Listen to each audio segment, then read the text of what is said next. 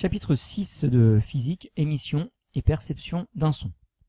Dans une première partie, on va s'intéresser à l'émission et à la propagation d'un signal sonore.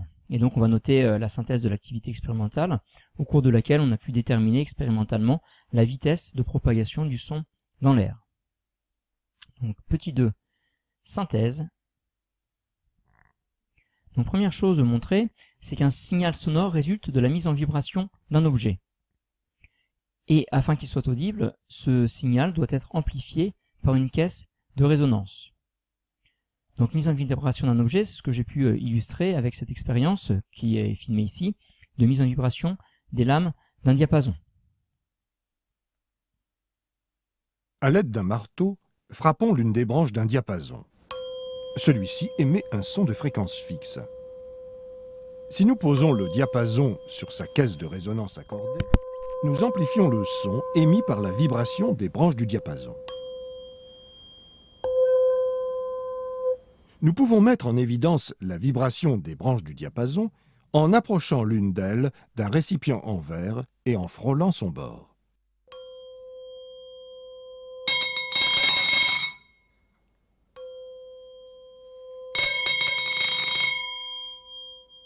Nous pouvons également le montrer en remplissant ce même récipient avec de l'eau et en plongeant légèrement les extrémités des branches dans l'eau. Il se forme alors des éclaboussures. Observons la même chose, mais cette fois au ralenti. Lorsqu'un diapason émet un son, ses branches effectuent des vibrations amorties dont l'amplitude est si faible et si rapide qu'on ne voit rien à l'œil nu. Lorsque les branches touchent l'eau, leur vibration se transmet à l'eau et on peut voir des éclaboussures à la surface. De la même façon, un diapason qui vibre dans l'air lui transmet ses vibrations, dont la propagation permet d'entendre un son. Donc là, ce qu'on illustre ici, c'est le fait que le diapason vibre, c'est cette vibration qui se transmet à l'air et donc qui est responsable de la création de cette onde sonore qui va se propager dans toutes les directions. Un signal sonore nécessite un milieu matériel afin de pouvoir se propager, c'est-à-dire qu'une onde sonore ne peut pas se propager dans le vide. C'est ce qu'on illustre avec l'expérience du réveil sous une cloche à vide. Enfin, la vitesse de propagation de l'onde sonore dépend de la nature du milieu de propagation, et vous devez connaître la vitesse de propagation dans l'air des ondes sonores, qui est de 340 mètres par seconde. Vous pouvez donc noter ces quelques éléments de synthèse avant de passer à la suite. Donc vous avez ici quelques exemples de vitesse de propagation de différents objets. Donc vitesse de propagation du son dans l'air, 340 mètres par seconde. Dans l'eau liquide, 1500 mètres par seconde. À comparer avec d'autres vitesses de propagation d'ondes ou d'objets comme un avion de ligne. Donc la vitesse de propagation du son dans l'air est supérieure par exemple à la vitesse d'un avion de ligne. Donc vous pouvez coller ici ce tableau.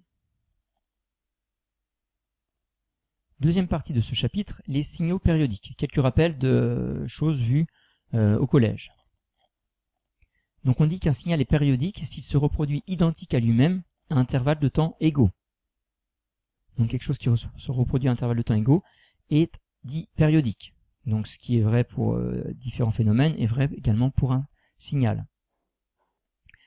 La période t d'un signal, donc t majuscule, c'est la plus petite durée au bout de laquelle ce signal se reproduit identique à lui-même.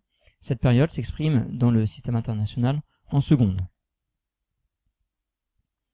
Et enfin, la fréquence f d'un phénomène périodique, c'est le nombre de fois que le phénomène se reproduit en une seconde. Cette fréquence s'exprime en Hertz, notée Hz avec un H majuscule. Donc on peut calculer la fréquence en prenant l'inverse de la période. La fréquence s'exprime en Hertz, la période en secondes. Donc trois définitions à connaître.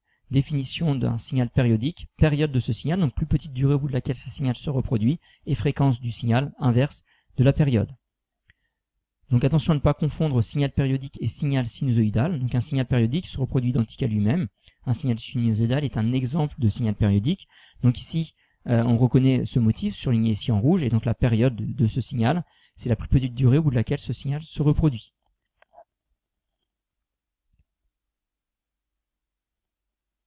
Voilà pour cette première partie de ce chapitre.